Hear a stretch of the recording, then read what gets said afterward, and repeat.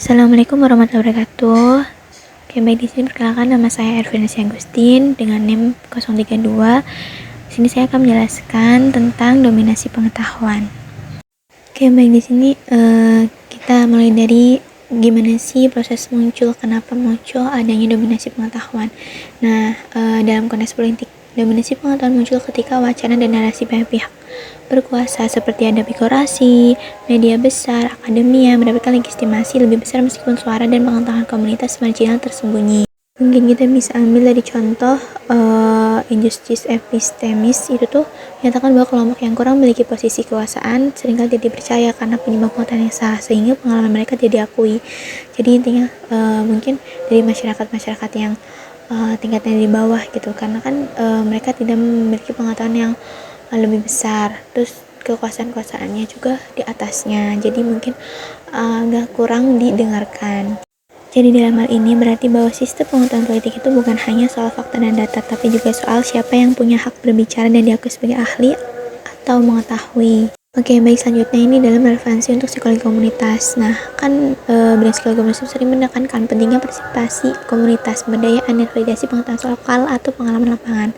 Ini menurut Tagar tahun 2018. Jika suatu komunitas tidak dianggap memiliki pengetahuan yang sah oleh struktur politik atau akademik, maka partisipasi mereka dalam proses politik akan terhambat dikarenakan kurang suaranya dan tidak diperhitungkan. Dengan demikian, dominasi pengetahuan dapat menghalangi sense of community dan efikasi politik dalam komunitas yang menjadi fokus dalam psikologi komunitas. Seperti itu. Oke, baik, kita ambil dari penelitian di Indonesia ya. Menunjukkan bahwa kesadaran politik atau political awareness memiliki efek positif langsung terhadap pengetahuan politik dan pengetahuan politik selanjutnya. Jadi kayak pengetahuan yang emang sudah ada terus kayak ditekankan pada bidang selanjutnya, kayak namun kesadaran politik secara langsung mempengaruhi partisipasi tanpa melalui pengetahuan politik. Ini menurut Setra et al. Tahun 2022. Oleh karena itu, apabila pengetahuan yang terjadi dominasi oleh satu narasi tunggal atau kelompok elit, maka dari suatu komunitas itu kurang akses terhadap pengetahuan tersebut yang akan lebih sulit untuk berpartisipasi aktif. Oke, ini ada pun tantangan dominasi pengetahuan di era digital. Dalam era digital, tantangan dominasi pengetahuan pasti kan muncul ya, di antara disinformasi, algoritma, media sosial, dan kedaraan akses informasi. Nah, ada sebuah penelitian yang menunjukkan bahwa kelompok marginal seperti komunitas adat atau minoritas ini mungkin mengalami ketidakadilan epistemis yang diberkat oleh sistem digital. Dari suatu mereka dibisukan atau kurang dipercaya dalam wacana publik daring. Itu menurut penelitian Gwyn dan Gupta tahun 2025. Hal ini menjadi perhatian untuk psikologi komunitas karena digitalisasi memperluas arena politik dan soal komunitas. Oke, baik, selanjutnya ada implikasi dan intervensi. Dari perspektif psikologi komunitas, mengurangi dominasi pengetahuan berarti mengembangkan metode partisipatoris dan komunitas produksi pengetahuan bersama komunitas.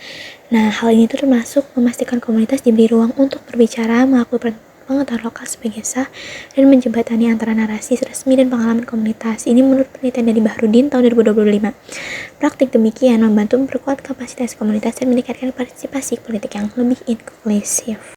Oke, yang terakhir ada kesimpulan, dominasi pengetahuan dalam politik terjadi ketika hanya suara kelompok berkuasa yang dianggap sah, sementara pengetahuan komunitas marginal terpinggirkan.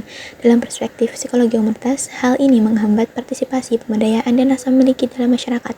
Untuk mengatasinya, diperlukan pendekatan partisipatoris dan keadilan epistemik, di mana pengetahuan lokal diakui dan dilibatkan dalam proses politik serta sosial agar tercipta partisipasi yang lebih inklusif dan setara. Baik, ini untuk referensinya teman-teman. Terima kasih atas perhatiannya. Mohon maaf apabila ada kesalahan kalimat. Sekian, terima kasih. Wassalamualaikum warahmatullahi wabarakatuh.